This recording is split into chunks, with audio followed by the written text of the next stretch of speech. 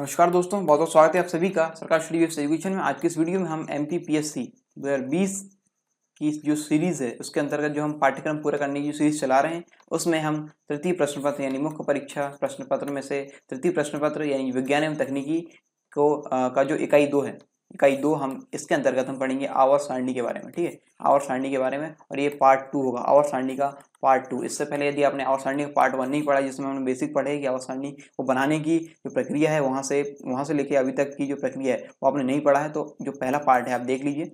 और इसके बाद ये जो आवर्त सारणी जो अभी जो हम पढ़ने वाले उसको देखिए, तो आपको सारे जो क्रमबद्ध तरीके से जो परिभाषा है वो समझ में आएगी, और जो सारे टॉपिक्स हैं वो आपको क्लियर हो जाएंगी। उसमें हमने आवर्तिता के बारे में पढ़ लिया है और आवर्त सारणी के जो बेसिक्स है वो पढ़ लिया है। ठीक है, इसमें हम पढ़ेंगे आधुनिक आवर्त सारणी, आधुनिक वाली आवर्त सारणी के बारे में। ठीक है, इससे पहले मैं आपको बता दूं तथ्य यौगिक मिश्रण हम कंप्लीट कर चुके हैं, और यहाँ पे हम इकाई 1 में कार्य बल ऊर्जा इकाई और माप गति वेग त्वरण ध्वनि विद्युत चुंबक ऊष्मा और प्रकाश, ये सारे टॉपिक्स हम कवर कर चुके हैं।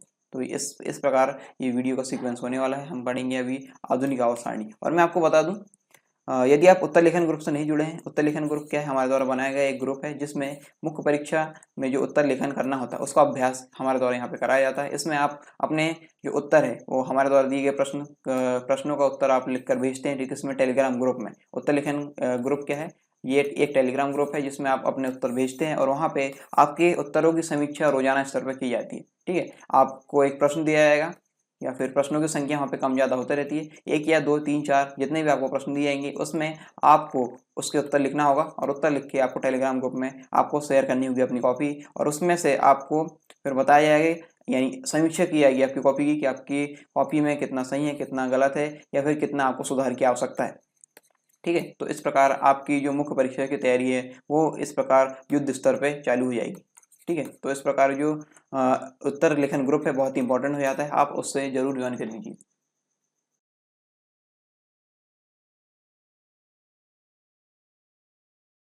यदि आप MPPSC और व्यापम से संबंधित एग्जाम की तैयारी कर रहे हैं तो अनअकैडमी आपके लिए लेकर आए हैं लाइव स्पेशल क्लासेस और free test series. Live special classes में आपको क्या मिलेगा, आपको इंटरेक्ट करने का मौका मिलेगा टॉप एजुकेटर्स से, और आपको लाइव क्लासेस मिलेगी। और इसके लिए आपको डाउनलोड करना होगा अनअकैडमी का ऐप, और आपको लॉगिन होना पड़ेगा और अपना गोल चूज करना पड़ेगा MPPSC और व्यापम से संबंधित, और आपकी लर्निंग यहाँ से स्टार्ट होती है only on India's largest learning platform Unacademy पर।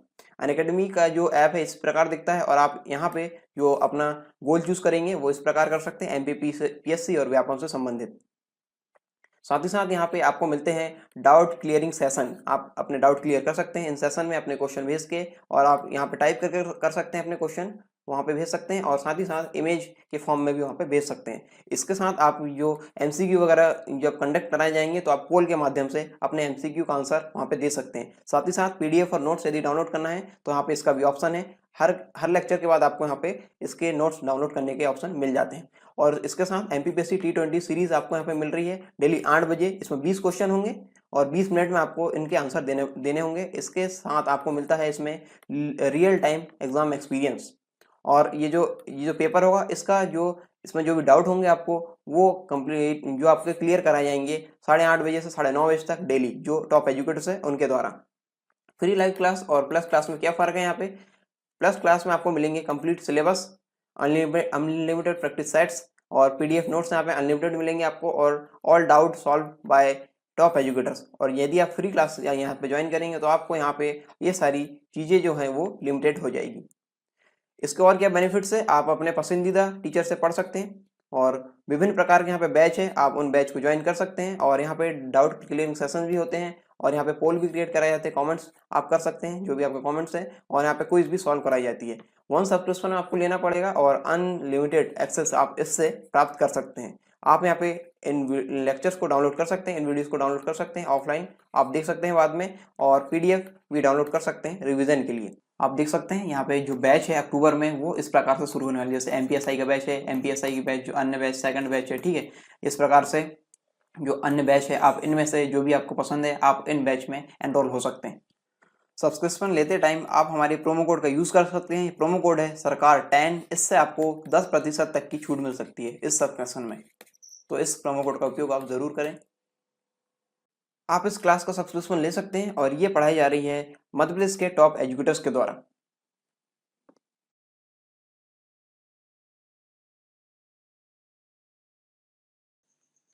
टॉपिक है आधुनिक आवर्त सारणी। इससे पहले आवर्त सारणी के बारे में जो वैज्ञानिकों ने जो नियम दिए थे वो कौन कौन से थे? डोबराइनर केत्रिक नियम, न्यूलैंड्स के अष्टक नियम, मेंडलीफ की आवर्त सारणी। तो ये सारे नियम फेल हो गए थे। ठीक है, ये सारे नियम क्या हो गए थे? फेल हो गए थे। इसके बाद आवश्यकता पड़ी तो मोजले द्वारा, ठीक है, मोजले वैज्ञानिक थे, हेनरी मोजले, ठीक है, 1913 में हेनरी मोजले द्वारा ये आवर्त सारणी दी गई, आधुनिक आवर्त सारणी। ठीक है, तो इसके बारे में ये हम डिस्कस करने वाले हैं। तो इसमें क्या हुआ? इसमें मेंडलीफ की आवर्त सारणी में जो कमियां थी उसको पूरा किया गया। ठीक है, मेंडलीफ की आवर्त सारणी में जो कमियां थी उसको हम आवर्त सारणी में, जो आधुनिक आवर्त सारणी है उसको मोजले द्वारा, हेनरी मोजले द्वारा जो दी गई आवर्त सारणी है उसमें हमने यहाँ पे देखा कि ये कमियां दूर की जा चुकी है। ठीक है, तो यहाँ पे हम इसको देखेंगे। सन 1913 में हेनरी मोजले ने बताया कि तत्व के परमाणु द्रव्यमान की तुलना में उसका परमाणु संख्या अधिक आधारभूत गुणधर्म है। जो मेंडलीफ द्वारा जो दी गई थी जो आवर्त सारणी, उसमें क्या था?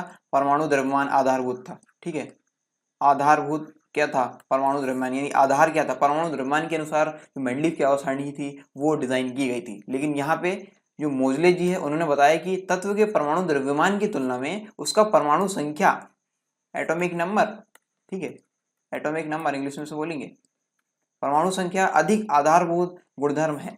ठीक है, यदि हम एटॉमिक नंबर यानी परमाणु संख्या के आधार पर यदि हम आवर्त सारणी को जमाएं तो ये बहुत ही ज़्यादा फायदेमंद होगा, और बहुत ही, क्योंकि ये जो परमाणु संख्या है परमाणु द्रव्यमान की तुलना में अधिक आधारभूत गुणधर्म है, और ये इस प्रकार जो बनेगी जो आवर्त सारणी वो बहुत ही ज़्यादा ऑर्गेनाइज होगी, यानी वर्गीकृत होगी और बहुत ही ज़्यादा फायदेमंद होगी। ठीक है, तद अनुसार क्या किया? मेंडलीफ की आवर्त सारणी में परिवर्तन किया गया तथा परमाणु संख्या को आधुनिक आवर्त सारणी के आधार के रूप में स्वीकार किया गया। किसको? परमाणु संख्या को। ठीक है, रिपीट, परमाणु संख्या। जैसे वो मिलिट्री वगैरह में वो जो ऑर्डर देते हैं ना, आई रिपीट करके, वैसे वाली फील आई थी मुझे अभी। खैर चलिए, मजाक कर रहा हूँ। तो यहाँ पे परमाणु संख्या को आधुनिक आवर्त सारणी के आधार पर स्वीकार किया गया। परमाणु संख्या को आधुनिक आवर्त सारणी के आधार के रूप में यहाँ पर स्वीकार किया गया, और इसका जो रूल है, जो नियम है, वो बहुत ही इंपॉर्टेंट है, ये वाला।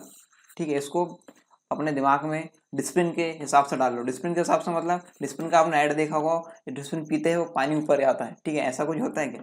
खैर, जो बायोलॉजी वाले हैं उनको पता होगा, ऐसा कुछ होता नहीं है, लेकिन पीने के बाद ऊपर ऊपर तो आता नहीं है। लेकिन फिर भी मैं आपको बता रहा हूँ कि यहाँ पे जो परमाणु तत्वों के गुणधर्म में उनकी संख्या आवर्ती फलन के अनुसार, वहाँ पे आवर्ती फलन के अनुसार यहाँ पे जो होती है उसको हमको याद रखना है। तो ये जो मैं पढ़ रहा हूँ फिर से आप देखिए। ठीक है, तो यहाँ पे तत्वों के गुणधर्म उनकी परमाणु संख्या का आवर्ती फलन होते हैं।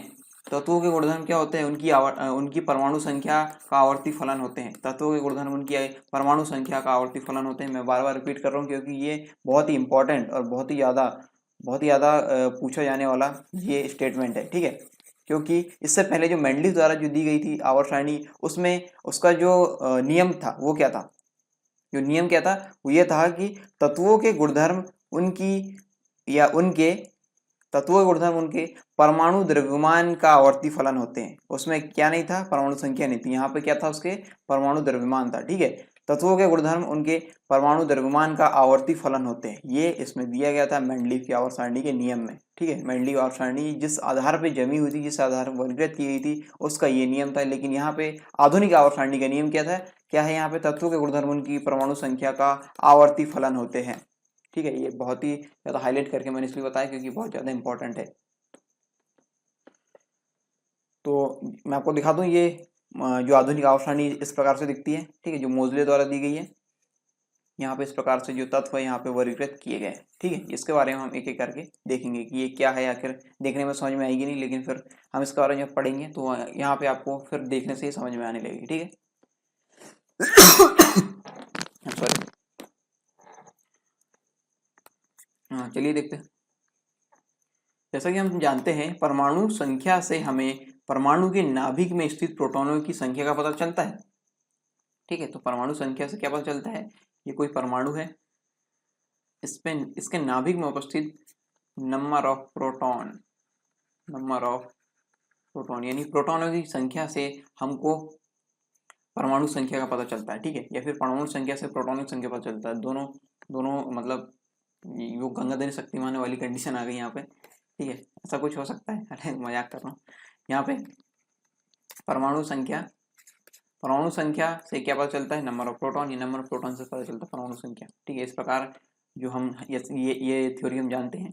तो परमाणु संख्या से हमें परमाणु के नाभिक में स्थित प्रोटॉनों की संख्या का पता चलता है, तथा एक तत्व से दूसरे तक बढ़ने पर इसकी संख्या में एक की बढ़ोतरी होती है। जैसे यहाँ पे देखिए, यहाँ पे हम ये इस वाली आवर्त सारणी में जाएंगे ना, तो यहाँ पे देखना, यहाँ पे जब एक बढ़ेंगे तो एक प्रोटॉन की संख्या बढ़ेगी, यानी एक परमाणु की संख्या बढ़ेगी। यहाँ पे हाइड्रोजन 1, हीलियम 2, लिथियम 3, बेरिलियम 4, इस प्रकार से ये 4, 5, ये 6 क्या है, परमाणु संख्या है। परमाणु संख्या कैसे पता करते हैं, प्रोटॉनों की संख्या जो केंद्र में प्रोटॉन रहते हैं उनकी जो संख्या रहती है, उससे हम परमाणु संख्या को निर्धारित करते हैं। और यहाँ पे हमको उसकी जो है यहाँ पे क्या हो रहा है कि एक जैसे बढ़ेगा, ठीक है, एक जब बढ़ेगा, एक क्रमांक बढ़ेगा तो इसमें एक प्रोटॉन बढ़ेगा। इस प्रकार इसको वर्गीकृत किया गया है, ठीक है। एक तत्व दूसरे तत्व सब जब बढ़ेंगे, इसमें गैप कितना है, एक प्रोटॉन या एक परमाणु संख्या का अंतर है, ठीक है। जैसे 5 है और ये 6 है, तो यहाँ पे एक एक का अंतर है, ठीक है। एक प्रोटॉन यहाँ पे कम हो गया, और 6 में जाएंगे तो एक प्रोटॉन की संख्या यहाँ पे बढ़ गई, ठीक है। इस प्रकार यहाँ पे एक दूसरे से जब बढ़त बनाएंगे, ठीक है, 5 से 6 में आएंगे, 6 7 में आएंगे, इस प्रकार से क्या होंगे, प्रोटॉनों की संख्या एक एक करके बढ़ती जाएगी, ठीक है। तत्वों को उनकी परमाणु संख्या Z, परमाणु संख्या किससे दर्शाते हैं, यहाँ पे जेड से दर्शाते हैं। किससे दर्शाते हैं परमाणु संख्या को, जेड से। तत्वों को उनकी परमाणु संख्या Z के आरोही क्रम में व्यवस्थित करने पर जो वर्गीकरण प्राप्त होता है उसे आधुनिक आवर्त सारणी कहा जाता है। क्या कहा जाता है, आधुनिक आवर्त सारणी। में रिपीट करता हूँ इस परिभाषा को, तत्वों को उनकी परमाणु संख्या के आरोही क्रम, आरोही मतलब पहले छोटा फिर बड़ा फिर बड़ा फिर बड़ा, ठीक है, पहले छोटा यानी असेंडिंग ऑर्डर, ठीक है, असेंडिंग ऑर्डर, इंग्लिश में बोलेंगे असेंडिंग ऑर्डर, यानी आरोही क्रम में व्यवस्थित करेंगे। तो व्यवस्थित करने पर जो वर्गीकरण प्राप्त होता है उसे आधुनिक आवर्त सारणी कहा जाता है। जो ये वाली है इसको हम बोलेंगे आधुनिक आवर्त सारणी, ठीक है। तत्वों को परमाणु संख्या के आरोही क्रम में व्यवस्थित करने पर तत्वों के गुणधर्मों का अधिक परिशुद्धता से अनुमान लगाया जा सकता है। क्या लगाया जा सकता है, अधिक परिशुद्धता से अनुमान लगाया जा सकता है कि को किस प्रकार से गुणधर्म वो दर्शाएंगे, ठीक है। अब बात करते हैं इसके आगे की। तो यह है आधुनिक आवर्त सारणी। मेंडलीफ की आवर्त सारणी जिसमें 63 तत्व थे, इसकी तुलना में अत्यंत व्यापक, तार्किक एवं सरलीकृत है। जो वर्तमान की जो यानी जो आधुनिक आवर्त सारणी है उसमें उसकी तुलना करें किससे, मेंडलीफ की आवर्त सारणी से, तो उसकी तुलना मेंडलीफ की आवर्त सारणी की तुलना में आधुनिक आवर्त सारणी अत्यंत व्यापक, तार्किक और सरलीकृत है, जिसमें 118 तत्व वर्गीकृत है। कितने हैं, 118 तत्व, ठीक है। इसलिए इसे आवर्त सारणी का दीर्घ स्वरूप यानी लॉन्ग फॉर्म कहा जाता है। क्या कहा जाता है, आवर्त सारणी का दीर्घ स्वरूप यानी लॉन्ग फॉर्म, ठीक है। 118 तत्व अभी तक खोजे जा चुके हैं, ठीक है। तो ये है मेंडलीफ मोजले द्वारा दी गई आधुनिक आवर्त सारणी, जैसा कि हम इसको देख चुके हैं। इसके बारे में हम एक एक करके अब देखते हैं, ठीक है। इसकी संरचना के बारे में बात करते हैं, इसकी संरचना किस प्रकार से बनी है। इसमें आवर्त और वर्ग है, ठीक है, इसमें आवर्त और वर्ग है। यहाँ पे देखिए आवर्त यानी ये वाली जो है, ठीक है, ये आवर्त कहलाएंगे, ये है आवर्त आवर्त आवर्त, ठीक है। और ये है वर्ग, ये कहलाएंगे वर्ग, ये कहलाएंगे क्या, वर्ग, ठीक है। ये भी है वर्ग, ये यहाँ से लेके 18 तक, ठीक है। इसमें क्या है, वर्ग है और आवर्त, क्या है, वर्ग है और आवर्त, ठीक है। आधुनिक आवर्त सारणी 7 क्षैतिज पंक्तियों तथा 18 ऊर्ध्वाधर स्तंभों में विभाजित है। कितने में, 7 इसमें क्षैतिज पंक्तियां हैं ऐसी वाली, और कितने हैं, 18 वर्ग, ठीक है। 18 वर्ग यानी ऊर्ध्वाधर स्तंभ में ये विभाजित है। क्षैतिज पंक्तियों को आवर्त यानी पीरियड कहा जाता है, तथा ऊर्ध्वाधर स्तंभों को वर्ग कहा जाता है। क्या कहा जाता है, ये जो क्षैतिज पंक्तियां हैं इनको बोलेंगे आवर्त, और ये ऊर्ध्वाधर स्तंभ इसको बोलेंगे वर्ग, ठीक है। ये है, ये वर्ग है, और ये है क्या, आवर्त, ठीक है। क्या कहा जाएगा, क्षैतिज पंक्तियों कहा जाएगा आवर्त। इस प्रकार आवर्त सारणी में 7 आवर्त है और 18 वर्ग है। 7 आवर्त और कितने हैं, 18 वर्ग। आपसे क्वेश्चन पूछा जा सकता है कि आवर्त सारणी में कितने वर्ग है और कितने आवर्त है। 7 आवर्त है, 18 वर्ग है, ठीक है। आगे बात करते हैं ऐसे तत्व जिनके परमाणु की बाह्यतम कक्षा मतलब आउटर मोस्ट और वैलेंसी सेल यानी वैलेंस सेल्स को बोलेंगे। आउटर मोस्ट यानी ये देखो, ये है परमाणु की संरचना, इस प्रकार से रफ में बना रहा हूँ, ठीक है। ये केंद्र है, यहाँ पे ये शेल दिए गए हैं, ठीक है। सेल में आखिरी में, ठीक है, यानी बाह्यतम कक्षा, ये वाली कक्षा में ये वाली कक्षा में इलेक्ट्रॉनों की संख्या समान होती है। मतलब ऐसे तत्व जिनके परमाणु की बाह्यतम कक्षा में इलेक्ट्रॉनों की संख्या समान होती है उन्हें एक ही वर्ग में रखा गया है, ठीक है। जब हम यहाँ पे देखेंगे ये वर्ग वाले, ये वर्ग एक ही वर्ग में ये रखे, वर्ग एक में रखे, तो इसमें क्या हमको पता चलेगा, यहाँ पे इनके इलेक्ट्रॉनों की संख्या यहाँ पे समान है, ठीक है। उन्हें एक ही वर्ग में रखा गया है। यही कारण है कि एक वर्ग के सभी तत्वों के मुख्य गुण समान होते हैं, ठीक है। यही कारण है, क्या कारण है, बाह्यतम कक्षा में इलेक्ट्रॉनों की संख्या समान होने के कारण एक वर्ग के सभी तत्वों के मुख्य जो गुण की संख्या या फिर मुख्य जो गुण है वो यहाँ पे समान होते हैं, ठीक है। अगला देखते हैं। प्रथम आवर्त में 2 तत्व, दूसरे और तीसरे में 8 तत्व और चौथे और पांचवें में 18 तत्व है, ठीक है। यहाँ पे देखते हैं पहले और दूसरे में, इसको मिटा देता हूँ, फिर से बनाता हूँ। पहले आवर्त में 2 है, 2 तत्व है। दूसरे आवर्त में ये आवर्त है, आवर्त नंबर 1 2 3 4 5 6 और ये 7, ठीक है, 7 आवर्त है। तो यहाँ पे देखिए एक एक करके हम यहाँ पे समझते हैं। पहले आवर्त में 2 तत्व है, दूसरे आवर्त में 8 है, तत्वों की संख्या यहाँ पे 8 है, 1 2 3 4 5 6 7 8, ठीक है। दूसरे और तीसरे में दोनों में 8 है। चौथे और पांचवें में कितने हैं, चौथे और पांचवें में 18 तत्व, ठीक है। ये 18 तो यहाँ पे काउंट कर लीजिए आप, 1 2 3 4 5 6 7 8 9 10 11 12 13 14 15 16 17 18, ठीक है। या फिर 36 से 19 को माइनस करेंगे तो भी 18 आएगा, लेकिन यहाँ पे हम काउंट इसलिए करा क्योंकि तत्व यहाँ पे तत्व एक एक करके बताएगा, ठीक है। तो यहाँ पे पांचवें में भी है कितने, 18, चौथे और पांचवें में 18 है। और छठवें की बात करें तो यहाँ पे छठवें में है 32 तत्व और सातवें में और जो सातवां है वो अपूर्ण है। सातवां क्या है, अपूर्ण, यहाँ पे इसलिए इसकी संख्या भी नहीं बताई गई, ठीक है। छठवें में 32 है और सातवां जो है अपूर्ण, यानी यहाँ पे कुछ कुछ तत्वों के लिए जगह छूटी है, तो ये सातवां जो है वो अपूर्ण है। अगला बात करते हैं, छठे आवर्त के तीसरे वर्ग में परमाणु क्रमांक, छठे आवर्त के तीसरे वर्ग में जो तीसरा वर्ग यहाँ पे देखिए, छठा आवर्त कौन सा छठा है, ये है आवर्त नंबर 6, इसका तीसरा वर्ग यानी यहाँ पे छठे आवर्त के तीसरे वर्ग में। इस प्रकार देखिए छठे आवर्त के तीसरे वर्ग में परमाणु क्रमांक 57 से लेके 71 तक के 15 तत्व सम्मिलित है, जिन्हें लेंथेनॉइड्स कहा जाता है। इनका यहाँ पे क्या है, छठे आवर्त के तीसरे वर्ग में, छठे आवर्त के, ये छठवा आवर्त है, इसका तीसरे वर्ग में यहाँ पे कहाँ से कहाँ तक सम्मिलित है, यहाँ से सम्मिलित है 57 से लेके 71 तक, 57 से लेके 71 तक ये है यहाँ पे, ठीक है। ये इधर पे 57 से लेके 71 तक ये तत्व है छठवें आवर्त में,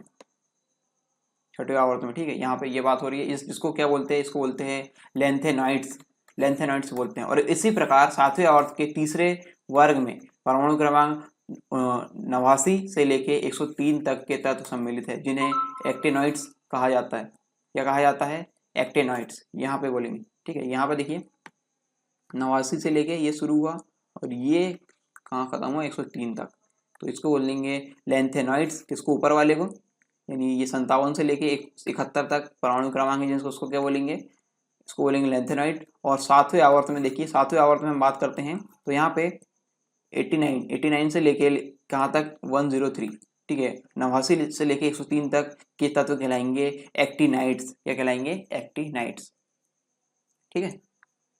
अगला देखते हैं, हाइड्रोजन वर्ग 1 तथा वर्ग 17 दोनों के तत्वों से समानता प्रदर्शित करता है। हाइड्रोजन जो है, हाइड्रोजन तत्व है वर्ग 1 और वर्ग 17।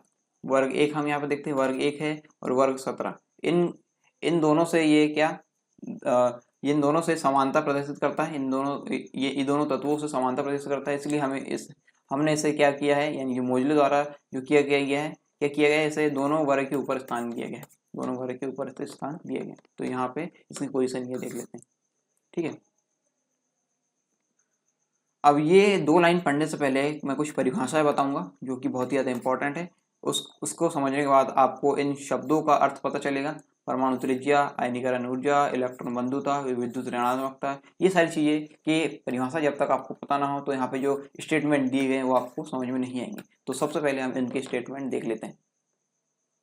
इलेक्ट्रॉन बंधुता यानी इलेक्ट्रो एफिनिटी, ये क्या होती है? यहाँ पे डबल एफ आएगा, ठीक है। इलेक्ट्रॉन एफिनिटी ये क्या होती है, यानी इलेक्ट्रॉन बंधुता क्या होती है? किसी उदासीन परमाणु को ऋणात्मक आयन में परिवर्तित करने के लिए उसमें एक इलेक्ट्रॉन जोड़ने पर जो ऊर्जा मुक्त होती है, एक इलेक्ट्रॉन जोड़ने पर जो ऊर्जा मुक्त होती है उसे उस तत्व की इलेक्ट्रॉन बंधुता अथवा इलेक्ट्रॉन लब्धि एंथैल्पी कहा जाता है। इलेक्ट्रॉन बंधुता या इलेक्ट्रॉन लब्धि एंथैल्पी इसे कहेंगे। कैसे? किसी उदासीन परमाणु को ऋणात्मक आयन में परिवर्तित करने के लिए उसमें एक इलेक्ट्रॉन जोड़ने पर जो ऊर्जा मुक्त होती है उसे उस तत्व की इलेक्ट्रॉन बंधुता अथवा इलेक्ट्रॉन लब्धि कहेंगे, यानी इलेक्ट्रॉन गेन एंथैल्पी इसे कहेंगे, ठीक है। सामान्यतः अधात्विक तत्वों की इलेक्ट्रॉन बंधुता धात्विक तत्वों से अधिक होती है। अधात्विक तत्वों की इलेक्ट्रॉन बंधुता किससे अधिक होती है? धात्विक तत्वों से अधिक होती है, यानी धात्विक तत्वों की इलेक्ट्रॉन बंधुता से अधिक होती है। किसकी? अधात्विक तत्वों की इलेक्ट्रॉन बंधुता। अगला है आयनन विभव। ये क्या होता है? किसी उदासीन परमाणु से एक इलेक्ट्रॉन निकालने के लिए आवश्यक ऊर्जा की मात्रा को आयनन विभव या आयनन ऊर्जा कहते हैं। ये देखिए यहाँ पे एक उदासीन मतलब पहले तो ये तत्व रहते हैं उदासीन रहते हैं, ठीक है। पहले जो भी तत्व है यहाँ पे पीरियोडिक टेबल में दिए गए वो उदासीन है। उसमें से उदासीन मतलब जितने number of proton, number of electron और नंबर ऑफ कितना प्रोटॉन, ये दोनों यहाँ पे सेम रहते हैं।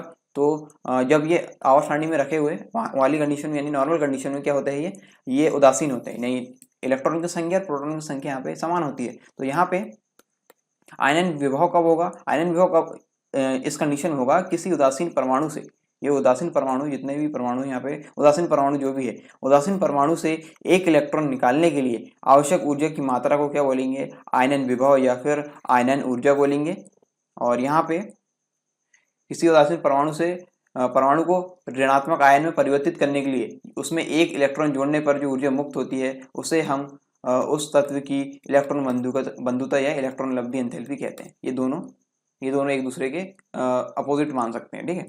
यहाँ पे क्या निकाल रहा है और यहाँ पे क्या कर रहा है, यहाँ पे उसमें प्राप्त करवा रहे हैं, ठीक है। उसमें आ रहा है और इसमें क्या हो रहा है? जा रहा है। ये इलेक्ट्रॉन यहाँ पे निकाल रहे हैं और इस वाले कंडीशन में इलेक्ट्रॉन बंधुता वाले में इलेक्ट्रॉन को हम वहाँ पे ला रहे हैं, यानी ऋणात्मकता उसमें और ऋणात्मकता का गुण उसमें ला रहे हैं, ठीक है। ये दोनों समझ में आया। अब आगे बढ़ते हैं। क्षारीय तत्वों का आयनन विभव सबसे कम तथा आदर्श गैसों का आयनन विभव सर्वाधिक होता है। क्षारीय तत्वों का आयनन विभव सबसे कम तथा आदर्श गैसों का आयनन विभव सबसे अधिक होता है। ये हम आगे टॉपिक में जब पढ़ेंगे क्षारीय तत्व पीरियोडिक टेबल में कहाँ पर दिए गए हैं, एसपीडीएफ वाले जो ब्लॉक वाले जो टॉपिक्स आएंगे वहाँ पे आपको ये अच्छे समझ में आ जाएगा, ठीक है। सीजियम एक क्षारीय धातु है जिसका आयनन विभव 375.7 किलो जूल पर मोल जो कि न्यूनतम है, तथा हीलियम एक आदर्श गैस है जिसका आयनन विभव 2372.1 किलो जूल प्रति मोल जो कि सर्वाधिक है, ठीक है। अगला है विद्युत ऋणात्मकता। इससे पहले हमने क्या देखे? इलेक्ट्रॉन को निकाल रहे हैं या इलेक्ट्रॉन को उसमें लेके आ रहे हैं। और यहाँ पे देखो, यहाँ पे कुछ अलग चीजें दी गई है। इलेक्ट्रोनेगेटिविटी यानी देखते हैं यहाँ पे साझा किए गए इलेक्ट्रॉन युग्म को अपनी ओर आकर्षित करने की प्रवृत्ति परमाणु की विद्युत ऋणात्मकता कहलाती है। मान लीजिए ए और बी दो परमाणु है, इन दोनों के द्वारा ये कोई इलेक्ट्रॉन है, ये शेयर किए गए, ठीक है। ये कोई इलेक्ट्रॉन है, ये शेयर किए गए, ये हो गया इनका ये जोड़ा बन गया, ठीक है। इलेक्ट्रॉन युग्म बन गया, जोड़ा बन गया, शेयर किए इन दोनों ने, इसका एक किया, इसने एक किया और इसने एक किया, तो ये क्या बन गया? युग्म बन गया, पेयर बन गया। तो इसको बोलेंगे इलेक्ट्रॉन युग्म। ये इलेक्ट्रॉन का पेयर है या इलेक्ट्रॉन का युग्म, इसलिए इसको बोलेंगे क्या? इलेक्ट्रॉन युग्म बोलेंगे, ठीक है। तो इलेक्ट्रॉन युग्म यानी साझा किए गए इलेक्ट्रॉन युग्म को अपनी ओर आकर्षित करने की प्रवृत्ति, या ये जो साझा कर लिए तो साझा किए तो इस साझा वाले को अपनी ओर खींचेगा, ए अपनी ओर खींचेगा, बी अपनी ओर खींचेगा। तो जो अपनी ओर खींचने की प्रवृत्ति है, प्रवृत्ति परमाणु की क्या कहलाएगी? विद्युत ऋणात्मकता कहलाएगी, यानी इलेक्ट्रोनेगेटिव इसको बोलते हैं। साझे के इलेक्ट्रॉन को अपनी ओर, साझे किए गए इलेक्ट्रॉन, ठीक है, साझे किए गए जो साझा कर रहे हैं इलेक्ट्रॉन, साझे किए गए इलेक्ट्रॉन को अपनी ओर आकर्षित करने की प्रवृत्ति परमाणु की विद्युत ऋणात्मकता कहलाती है, ठीक है। आवर्त सारणी में बाईं से दाईं ओर जाने पर तत्वों की विद्युत ऋणात्मकता में वृद्धि होती है, ठीक है। बाएं से दाएं यानी इस वाले फॉर्म में जाएंगे, इस वाले इसमें देखिए विद्युत ऋणात्मकता, यहाँ पे देखिए, यहाँ पे विद्युत ऋणात्मकता में यहाँ पे क्या हो रही है, वृद्धि, बाएं से दाएं जाएंगी, या आवर्त सारणी में इस प्रकार से तत्व यहाँ पे वर्गीकृत रहते हैं। यहाँ पे देखिए बाएं से दाएं जाने पर क्या होती है, विद्युत ऋणात्मकता यानी इलेक्ट्रोनेगेटिव में वृद्धि होती है, तथा वर्ग में ऊपर से नीचे आने पर विद्युत ऋणात्मकता में कमी आती है। जैसे ऊपर से नीचे आएंगे ना, ऊपर से नीचे आएंगे तो कम, ऊपर से यदि नीचे आएंगे तो यहाँ पे विद्युत ऋणात्मकता में कमी आएगी, ठीक है। ये ऊपर जा रहा है तो बढ़ेगा, ऊपर से नीचे आएंगे तो क्या होगी, कमी आएगी। उदाहरण के लिए देखते हैं, फ्लोरीन एफ की विद्युत ऋणात्मकता सर्वाधिक 4 तथा फ्रांसियम यानी FR की विद्युत जो इलेक्ट्रोनेगेटिविटी है, विद्युत ऋणात्मकता सबसे कम 0.79 होती है, ठीक है, 0.79। चलिए वो दो लाइन हमने या फिर दो स्टेटमेंट जो छोड़े थे उसको देख लेते हैं। एक ही आवर्त में उपस्थित, आवर्त मतलब इस वाले फॉर्म में जो क्षैतिज पंक्तियां हैं उसको आवर्त बोलेंगे। एक ही आवर्त में उपस्थित परमाणु त्रिज्या, आयनीकरण ऊर्जा और इलेक्ट्रॉन बंधुता तथा विद्युत ऋणात्मकता, कौन कौन सी, परमाणु त्रिज्या क्या होगी, केंद्र से लेके आखिरी सेल यानी आखिरी कोष तक, आखिरी कोष में उपस्थित इलेक्ट्रॉन के बीच की दूरी, केंद्र से आखिरी कोष में उपस्थित इलेक्ट्रॉन तक के बीच की दूरी यहाँ पे क्या होगी, परमाणु त्रिज्या, ठीक है। जैसा कि हम उसमें पढ़ते हैं ना मैथ्स में, वृत्त केंद्र से लेके परिधि तक की दूरी, तो ये होगी त्रिज्या, ठीक है। तो इस प्रकार ये भी है परमाणु त्रिज्या, तो इस प्रकार ये होती है परमाणु त्रिज्या यानी एटॉमिक रेडियस। आयनीकरण ऊर्जा, इलेक्ट्रॉन बंधुता और विद्युत ऋणात्मकता में एक निश्चित प्रवृत्ति प्रदर्शित होती है। यह क्या करते हैं, एक ही आवर्त में उपस्थित जो तत्व है एक निश्चित प्रवृत्ति प्रदर्शित करते हैं, किसके संदर्भ में, परमाणु त्रिज्या, आयनीकरण ऊर्जा, इलेक्ट्रॉन बंधुता और विद्युत ऋणात्मकता के संदर्भ में, ठीक है। आई होप ये परिभाषा मैंने पढ़ाया तो आपको समझ में आ गई होगी और ये स्टेटमेंट भी आपको समझ में आ गई, ठीक है। और यहाँ पे हम देखते हैं आगे, एक आवर्त में बाएं से दाएं जाने पर तत्वों की परमाणु त्रिज्या, कहाँ से, बाएं से दाएं जाने पर तत्वों की परमाणु त्रिज्या में कमी आती है, परमाणु त्रिज्या में कमी आएगी, यहाँ पे देखिए इस प्रकार, ठीक है। यहाँ पे यदि इस वाले फॉर्म में आएंगे तो परमाणु त्रिज्या में कमी आएगी, इस वाले फॉर्म में आएंगे परमाणु त्रिज्या में कमी आएगी, और तथा आयनीकरण ऊर्जा और विद्युत ऋणात्मकता में क्या होती है, वृद्धि होती है। किस में, आयनीकरण ऊर्जा और विद्युत ऋणात्मकता में होती है वृद्धि, ठीक है। तो इस प्रकार ये वाला जो चार्ट है अभी आपको समझ में आएगा। यहाँ पे देखिए आवर्त सारणी में जो तत्व है उसमें क्या होता है, ऊपर से नीचे आएंगे तो ऊपर से नीचे आने पर यानी वर्ग में ऊपर से नीचे आने पर विद्युत ऋणात्मकता कम होती है, यानी नीचे से ऊपर जाएंगे तो ज्यादा हो जाएगी, ठीक है। यहाँ पे देखिए परमाणु त्रिज्या ऊपर से नीचे आने पर कम होगी, ये एक दूसरे के विपरीत है। देखिए परमाणु त्रिज्या कम हो रही तो विद्युत ऋणात्मकता यहाँ पे बढ़ रही है, नीचे आने में कम हो रही है, ऊपर आने पे बढ़ रही है, ठीक है। यहाँ पे आयनन ऊर्जा और इलेक्ट्रॉन लब्धि एंथैल्पी दोनों यहाँ पे क्या हो रही है, बढ़ रही है, यानी नीचे से ऊपर आने पे बढ़ेगी, ऊपर से नीचे आने पे क्या होगी, कम होगी वर्ग में।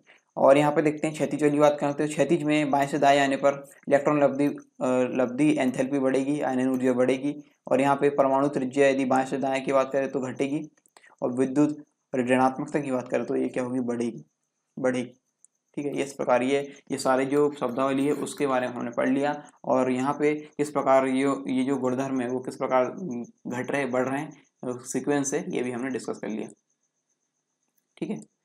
जो अगले टॉपिक्स जो आगे पढ़ेंगे हम वो है कोश, कक्षा के बाद हम जो ब्लॉक्स है, ब्लॉक के अंतर्गत जो भी तत्व दिए गए हैं, ठीक है, तत्व के गुणधर्म वगैरह हम एक एक करके हम देखेंगे, ठीक है। आई होप ये अभी के जो टॉपिक है आपको समझ में आए होंगे, हमने जो डिस्कस की हम देख लेते हैं एक बार।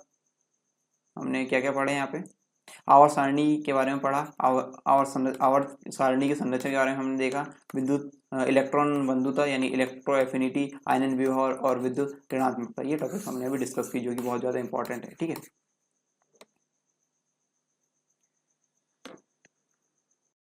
यदि आप एमपीपीएससी और व्यापम से संबंधित एग्जाम की तैयारी कर रहे हैं तो अनअकैडमी आपके लिए लेकर आए हैं लाइव स्पेशल क्लासेस और free test series. Live special classes में आपको क्या मिलेगा, आपको इंटरेक्ट करने का मौका मिलेगा टॉप एजुकेटर्स से, और आपको लाइव क्लासेस मिलेगी। और इसके लिए आपको डाउनलोड करना होगा अनअकैडमी का ऐप, और आपको लॉगिन होना पड़ेगा और अपना गोल चूज करना पड़ेगा एमपीपीएससी और व्यापम से संबंधित, और आपकी लर्निंग यहाँ से स्टार्ट होती है only on India's largest learning platform Unacademy पर। अनअकैडमी का जो ऐप है इस प्रकार दिखता है, और आप यहाँ पे जो अपना गोल चूज करेंगे वो इस प्रकार कर सकते हैं एमपीपीएससी और व्यापम से संबंधित। साथ ही साथ यहाँ पे आपको मिलते हैं डाउट क्लियरिंग सेशन, आप अपने डाउट क्लियर कर सकते हैं इन सेशन में अपने क्वेश्चन भेज के, और आप यहाँ पे टाइप करके कर सकते हैं अपने क्वेश्चन, वहाँ पे भेज सकते हैं, और साथ ही साथ इमेज के फॉर्म में भी वहाँ पे भेज सकते हैं। इसके साथ आप जो एमसीक्यू वगैरह जब कंडक्ट कराए जाएंगे तो आप पोल के माध्यम से अपने एमसीक्यू का आंसर वहाँ पे दे सकते हैं। साथ ही साथ पीडीएफ और नोट्स यदि डाउनलोड करना है तो यहाँ पे इसका भी ऑप्शन है। हर लेक्चर के बाद आपको यहाँ पे इसके नोट्स डाउनलोड करने के ऑप्शन मिल जाते हैं। और इसके साथ एमपीपीएससी T20 सीरीज आपको यहाँ पे मिल रही है डेली 8 बजे। इसमें 20 क्वेश्चन होंगे और 20 मिनट में आपको इनके आंसर देने होंगे। इसके साथ आपको मिलता है इसमें रियल टाइम एग्जाम एक्सपीरियंस, और ये जो पेपर होगा इसका इसमें जो भी डाउट होंगे आपको वो कंप्लीट जो आपके क्लियर कराए जाएंगे 8:30 बजे से 9:30 बजे तक डेली, जो टॉप एजुकेटर्स है उनके द्वारा। फ्री लाइव क्लास और प्लस क्लास में क्या फ़र्क है यहाँ पे? प्लस क्लास में आपको मिलेंगे complete syllabus, unlimited practice sets और पीडीएफ नोट्स यहाँ पे अनलिमिटेड मिलेंगे आपको, और all doubt solve by top educators. और यदि आप फ्री क्लास यहाँ पे ज्वाइन करेंगे तो आपको यहाँ पे ये सारी चीज़ें जो हैं वो लिमिटेड हो जाएगी। इसके और क्या बेनिफिट्स है, आप अपने पसंदीदा टीचर से पढ़ सकते हैं, और विभिन्न प्रकार के यहाँ पे बैच है, आप उन बैच को ज्वाइन कर सकते हैं, और यहाँ पे डाउट क्लियरिंग सेशन भी होते हैं, और यहाँ पे पोल भी क्रिएट कराए जाते हैं, कमेंट्स आप कर सकते हैं जो भी आपके कमेंट्स हैं, और यहाँ पे क्विज भी सॉल्व कराई जाती है।